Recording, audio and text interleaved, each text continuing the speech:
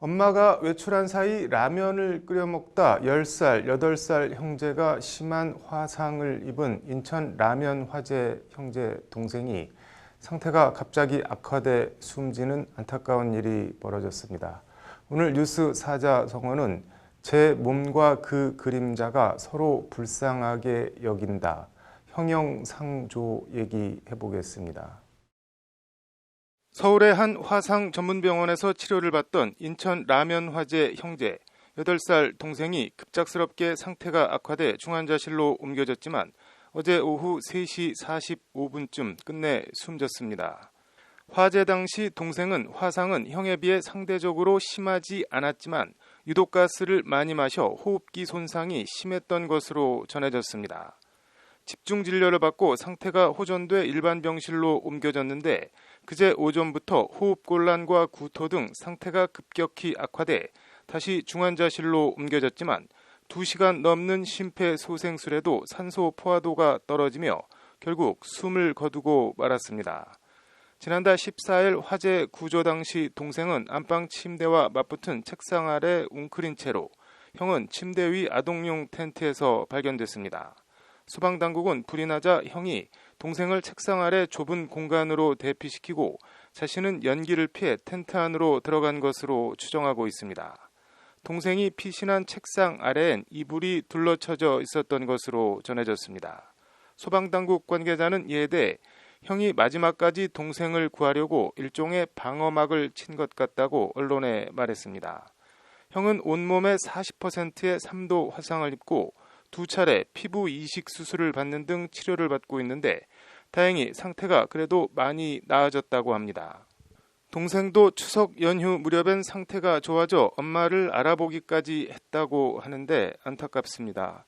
인천 연수구 적십자병원에 마련된 동생의 빈소는 엄마와 외할아버지, 가까운 친척들 몇몇이 적막함 속에 자리를 지키고 있다고 합니다.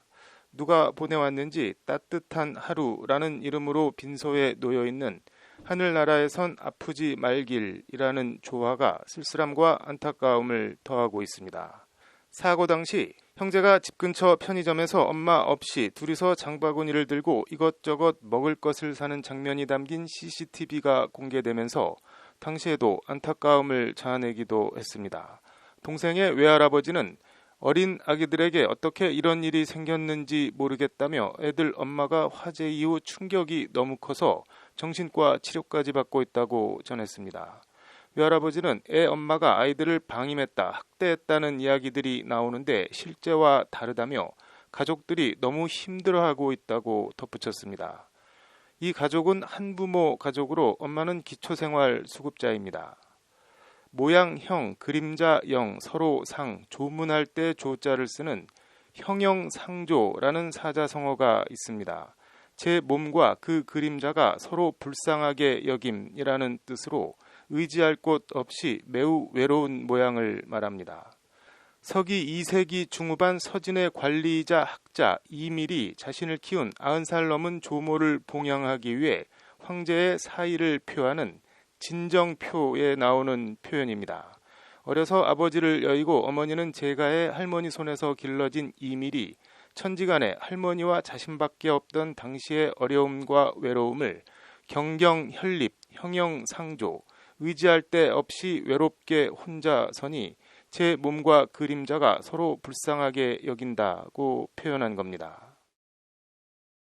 그토록 끔찍이도 챙겨주고 아꼈던 동생이 사망한 걸 알면 이제 10살 된 형이 얼마나 충격을 받고 마음이 아플까요?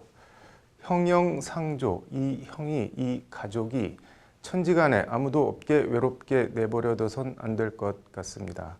다행이라고 할까요? 형제의 사연이 알려진 뒤 형제를 돕기 위해 인천 학산나눔재단에 어제까지 1,087명이 2억 2,700만 원을 기부한 것으로 집계됐습니다.